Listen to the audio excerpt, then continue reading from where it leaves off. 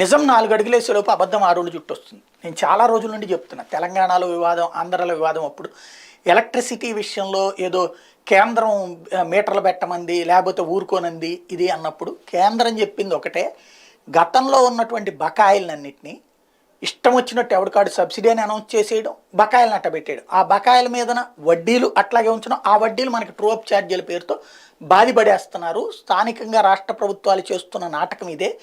దీంతో ఆ బిల్లులు రాక ఎవరైతే ఈ పవర్ ప్రొడ్యూస్ చేసినటువంటి కంపెనీలు నష్టాల పాలి మూసేసుకునే పరిస్థితి వచ్చేటప్పటికి కేంద్రం ఇన్వాల్వ్ అయింది. వాళ్ళు మొత్తం డబ్బులు మీరు చెల్లించేయండి, చెల్లించకపోతే మీ రాష్ట్రానికి పన్నుల వాటా కింద రావాల్సిన డబ్బులు వాళ్ళకి జమేసేస్తాం అని చెప్పింది.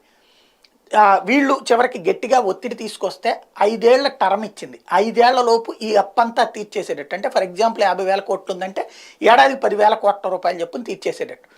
అదే సందర్భంలో అసలు వీడు కట్టలేడు అనుకున్నటువంటి రాష్ట్రానికి వచ్చేటప్పుడు ప్రీపెయిడ్, అంటే ఇన్ టైం కట్టలేకపోతే ప్రీపెయిడ్, ముందు డబ్బులు ఇస్తేనే కరెంట్ ఇస్తారు. కేంద్రపు కరెంట్, రాష్ట్రపు కరెంట్ తీసుకోవచ్చు. ఇది అని ఎప్పటి నుంచినో చెప్తూ వచ్చా.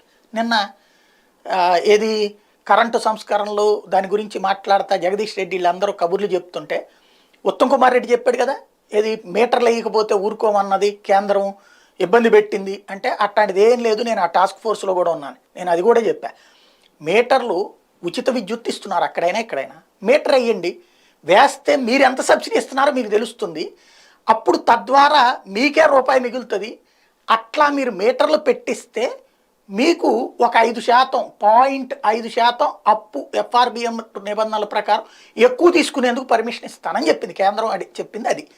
దానికి వీళ్ళు అప్పు మాత్రం కావాలి, మేము మాత్రం మీటర్లు పెట్టమన్నారు. ఎందుకని? రైతుల పేరుతో ఒక రైతుకి 1 ఎకరాకి ఎంత కరెంట్ కాలుద్దో తెలిసిపోతుంది. అక్కడ మీటర్ పెట్టగానే అర్థమైపోతుంది.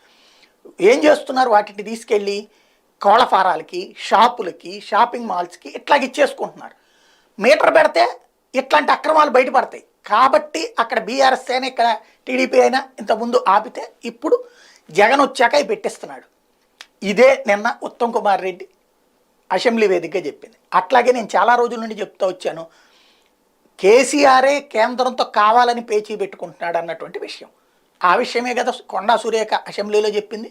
అదే విషయం భారతీయ జనతా పార్టీ నాయకులు కూడా చెప్పారు. కానీ జనం నమ్మల. ఇప్పుడు కాంగ్రెస్ వాళ్ళు చెప్తే అది హైలైట్ కాదు, అదే వింత.